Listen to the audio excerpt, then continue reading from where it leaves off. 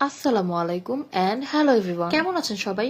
আশা করি ভালো আছেন। তো সেদিন অনেক পিৎজা খাওয়ার ক্রেভিং হচ্ছিল, আর ক্রেভিং হলে তো ওইটা আমার অবশ্যই খাওয়াই লাগবে। তাই ক্রেভিংস এর ঠেলায় চলে গিয়েছিলাম খান মোহাম্মদ মসজিদের সামনে। আর এইখানে যে এত মজার পিৎজা পাওয়া যায় এটা আমার জানাই ছিল না। খান মোহাম্মদ মসজিদের সামনে ছোট্ট করে একটা রেস্টুরেন্ট আছে, নাম হচ্ছে পিৎজা প্লেস। রেস্টুরেন্টটা ছোট হলেও এখানে মোটামুটি অনেক ধরনের খাবার পাওয়া যায়, আর খাবারের দামগুলোও ছিল বাজেট ফ্রেন্ডলি। সব থেকে ইন্টারেস্টিং একটা ব্যাপার কি জানেন, এইখানে নাকি 100 টাকা একটা পিৎজা পাওয়া যায়। আর 100 টাকার পিৎজাটা কেমন হবে এটা জানার জন্যই আমি এই পিৎজাটা অর্ডার করেছি।